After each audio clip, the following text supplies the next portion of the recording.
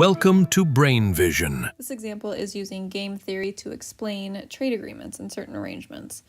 We're given this payoff matrix for the US and Mexico, given their decisions to either impose low or high tariffs on one another, and it's giving us the gains that each one would get given the coupling of high or low tariffs between the two countries. And part A is asking us to identify the dominant position for both Mexico and the US. So let's start with the US here, and what we can see is that the dominant position is going to be that position which allows them to earn the most. So what we can see is that if the U.S. were to impose high tariffs, they could earn up to $30 billion. So this dominant position for the U.S. is going to be a high tariff. And now for Mexico, if we look at this, we can see that their dominant position is also going to be for a high tariff because they can earn up to $30 billion with that high tariff. Now, part B, we want to find the Nash equilibrium. And the Nash equilibrium is the decision which gives neither player, so neither the US or Mexico in this case, any incentive to deviate. So it's going to be that piece, that box here, which square here is going to give both countries no incentive to deviate. So it's going to be that position where if they choose to deviate, they're bound to earn less than they currently are.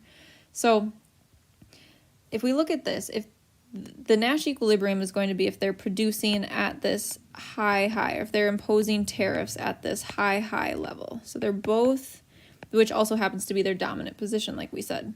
Because what we see here is that under this high box, the U.S. is gaining 20 billion. Mexico is also gaining 20 billion.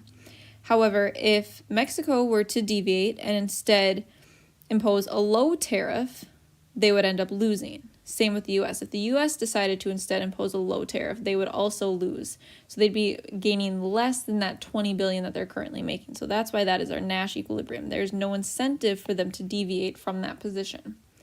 Now, part C is bringing up this trade agreement between the two. It's NAFTA.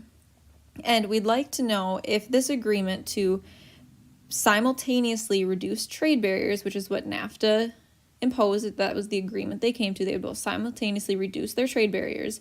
Does the above matrix justify that approach? Well, if they are both to simultaneously reduce their trade barriers, they're going to go from this Nash equilibrium of both imposing high tariffs to both imposing low tariffs. So what we can see here is the U.S. would then be gaining $25 billion, and Mexico would be gaining $25 billion. So what we see here is they're actually going to end up earning more in this position than they would have in the high position, so that's good. But the matrix doesn't exactly justify it, because if they're both imposing low tariffs, they each still have some sort of incentive to deviate. So even though they've come to this agreement, they may choose to deviate to earn more. So I wouldn't say that the above matrix justifies that approach simply because there's still that incentive to do something else, that incentive to instead impose a high tariff.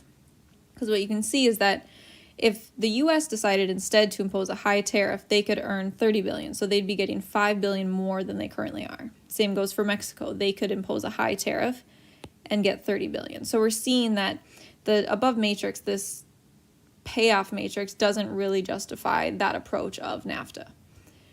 Part D here is now asking us about economic welfare.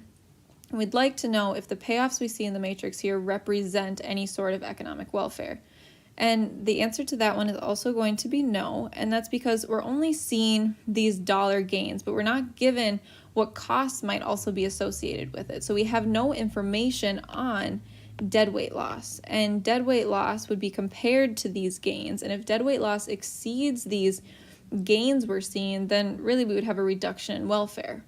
Versus if the gains are greater than the deadweight loss, we would see an increase in welfare, but we're not given that information. So we need to know a little bit more in order to determine if these payoffs would actually produce any welfare at all.